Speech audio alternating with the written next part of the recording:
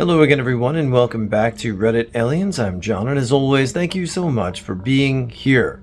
Good topic? Let's do it. What are some bad vibes, cult-like towns across the USA? Please remember to like, share, and subscribe. Man, this was years ago, but it was around 98 or 99 when I was 9. My family drove us to Mount Rushmore from Denver. We stopped off the highway in a random Wyoming town with a population of just over 100. We had a choice between two restaurants and entered one. Straight from a horror movie, when we walked in, the entire restaurant, packed with most of the town, fell silent. We ate, and everyone was staring at us. My sister and I believed they were going to murder us. We left, and it turns out our parents also thought we were going to be murdered. Amboy, California was a Route 66 boomtown with a railroad stop. When I-40 was opened, bypassing Amboy, it withered and died. Only, it didn't give up the ghost.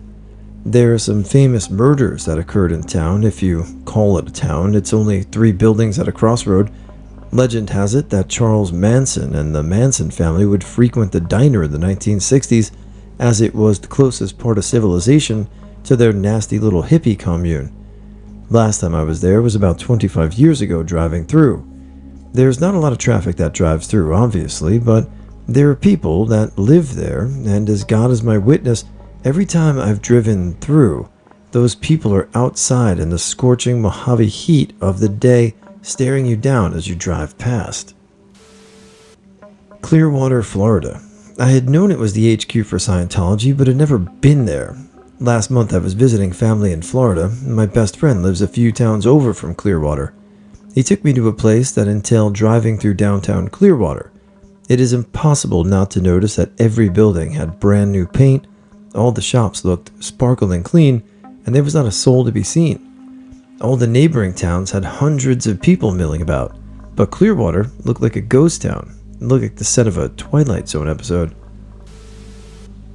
Moscow, Idaho has an actual cult with thousands of followers. Their leader, a self-ordained pastor, has publicly stated he wants to take over the town and turn it into a theocracy. They're deeply misogynist, marital R is impossible, and have a history of SA within their group. The leader defended a student of their college who R'd his host family's daughter, excommunicated the daughter, and then presided over the R's wedding.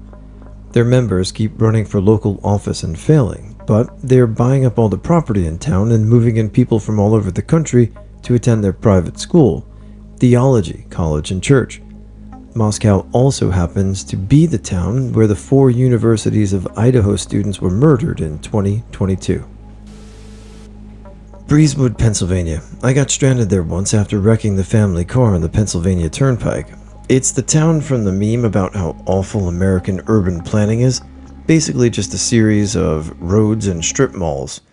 I went into the hotel bar where we were staying the first night, and this shirtless redneck was so drunk he could barely stand. He had his trashed wife and 2 crying kids there with him. Some truckers at the bar were talking about where to score meth. I walked up to the bar's jukebox out of curiosity, and the shirtless redneck threatened to kick my face in if I played any non-white music, except to use more offensive language. Crestone, Colorado. It's easily the most bizarre place I've been to in the US. Lots of shoeless hippies, spiritualists, cult members or followers, and the like. Just a weird vibe all over. Some of the people are nice. There are some good artists there, but there's also a main square or park where you'll almost always see these desperate, strung-out people with an overloaded geoprism just sitting in the park like, well, I'm here, what's next? Realizing they just drove across the country with $2 and a dream of getting high every day and chanting, only to find a still expensive Colorado weirdo town of barely a couple hundred people, nowhere for them to live and no jobs to be found. There's a weird tents-only neighborhood there that's really something to see. There's also an alien landing site nearby, or at least that's what it claims to be. Ocean Grove, New Jersey. They call it God's Square Mile in the Jersey Shore, so at least you know it's culty going in. Lovely old houses with the creepiest Stepford vibe I've ever encountered. They close the beach on Sunday mornings and actually enforce it, or try to. The whole town was founded as some Christian camp, and to this day there are tents that families use as their summer homes. I think they're owned by the church, but the right to rent them is passed down from generation to generation. I live across the lake in Asbury Park, which is known for having a raging case of the gay. There are footbridges over the lake connecting the two towns, but Ocean Grove put gates on their side that they lock at night to keep us deviants out. You can still get from one side to the other, but you have to either walk along the boardwalk or go all the way out to the main road. So on this whole list, this is the one place I've been to, and it's described pretty much as is, though I went there during the peak of summer, so I didn't get that whole vibe, but I mean, it was pretty cool. I don't remember the details too well, but there was a guy motorcycling across America. He was going down a road in a small town that seemed to be empty. The whole town just seemed to be that one road with houses on each side. The road dead-ended, and he turned around, coming back the same way. There were people on the porches of those homes just staring as he rode by. That would be absolutely terrifying. I once exited the highway driving through Utah. There was a sign saying no service, but I ignored it. Right off the exit was a small town. People were just looking at me like I did not belong there. I decided to get back on the highway. Another Utah story. Just passing through, and it started snowing. I decided to find a hotel instead of getting stranded miles away from everything. So I'm checking into this small hotel, and the guy looks at my driver's license. He apparently noticed that I was marked as an organ donor because he said, "What organs are you donating?" I kind of laughed and said, "Why, do you need something?" I literally barricaded the door after checking in, woke up early, and got out of there. Gather round, kids, I've got a story. Knox in Montana, father of a 6-year-old, and thought we'd try an Easter egg hunt in a place we've never been and do lunch. Pretty big hunt with lots of eggs. Well organized and overall kind of awesome. After the kids bring the eggs they found to the front and exchange them for candy, I'm in the line with my excited little guy, answering a ton of questions and generally just trying to keep my bundle of squirrels in check. Wasn't paying attention much as we worked up to the table. I look up as the kid hands his egg up to a lady in a Daily Stormer hoodie. Daily effing Stormer. She listened as he chatted away with sincere kindness. After the eggs were counted, it was off to the candy exchange. Her husband, maybe? Giving the kids high fives and passing out heaps of candy. SS lightning bolts light up both sides of his neck. Some runes on his hand, but by the time it was apparent we were in the wrong neighborhood, it was time to go. Plastered a smile on my face, grabbed a hold of a little hand and scooted. On the way out, signs were everywhere from conversations to dress to cars in the lot, but I missed everything. Happy neo-Nazi Easter, everyone. Years before the Twilight books came out, there were rumors of a vampire cult in the area around Forks, Washington. Not actual vampires, but just a group of people who thought they were vampires. A buddy of mine actually met a guy claiming to be a part of the cult at one time at a bar in Moclips.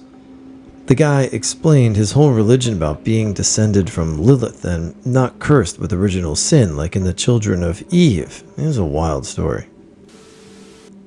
West Memphis, Arkansas. My husband and I stopped there to eat and fuel up on the trip. The restaurant we went into was busy, and everyone glared at us the whole time we were eating. The crowd at the gas station wasn't as obvious about it, but it was clear we weren't welcome. This was early 2000s. I hadn't heard of the West Memphis 3 at that point, and years later, when I saw the documentary, I realized that was the weird town in Arkansas. Everyone here is mentioning medium to large sized towns. That's all wrong. The right towns for this have very few people, are in the middle of nowhere, and have weird locations. I point to Ravenden, Arkansas.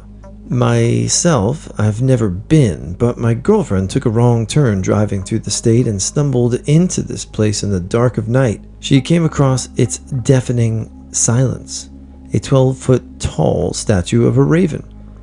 I'm here to look up the same on its own. You will build and find it has been burned down twice, but I keep rebuilding it. Again, I've never been, and by all means it seems nice on Google Maps from Street View, but the history is a little funny, and if my girlfriend is to be believed, the statue can be a bit freaky late at night. Redding, California, and the Bethel Supernatural Ministry Cult. Redding is situated at the northernmost point of the Sacramento Valley in NorCal. For the past 20-ish years, the Bethel megachurch, 11,000 plus as a regular attendant, have taken over the town with their vast amount of money and influence. They control most of the seats in local government, own the only convention center or entertainment venue in the county, taking control over the most large citywide events through the McConnell Foundation, bought up as many of the city's single-room studio housing to house international members, and contribute almost nothing to the cities outside their interest of bringing about that resurrected of Jesus and a fully Christian-led country. This megachurch claims to grow back fingers, have angel feathers, and angel dust appeared from thin air to rain down on the congregants, focuses on creating musical media for recruitment, huge part of the Christian music apparatus in America, big babies bring back to life, and run their Bethel School of Supernatural Ministry as if it was a legitimate college. Just some of the weird shit. Grave soaking.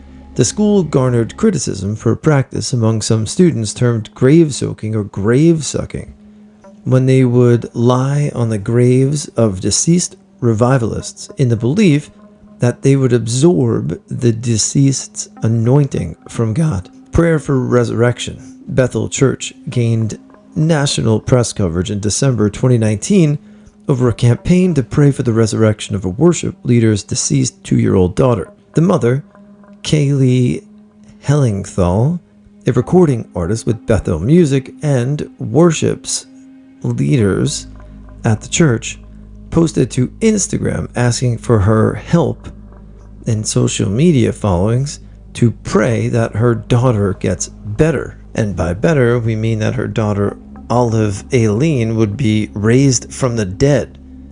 This spawned a global hashtag with thousands of posts.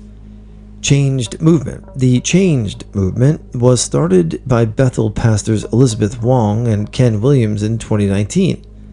For people who once identified as LGBTQ+, and thought encounters with the love of Jesus have experienced his freedom to identify as a homosexual.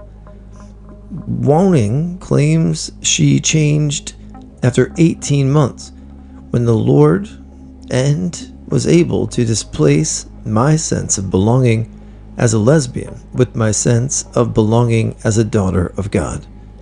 Williams credits his change to undergo a 4 or 5 years of weekly therapy, which he claims resolved his same-sex attraction as well, an addiction to masturbation and pornography. Lay on hands. They send out young members 16 to 20 to ask strangers if they can lay hands on them in prayer to heal them. This isn't like boo-boo boos either. My own wife is in a wheelchair, and the amount of times they've offered that had been astonished that she didn't leap from the chair is astounding. Example, 2008 lawsuit over attempted faith healing. In 2008, a man fell down a 200-foot, 61-meter cliff in Redding after drinking with a group at the top of the 2 others that were with him, including one student at the Bethel School of Supernatural Ministry, believed he was dead and tried to find him for 6 hours in order to raise him back to life.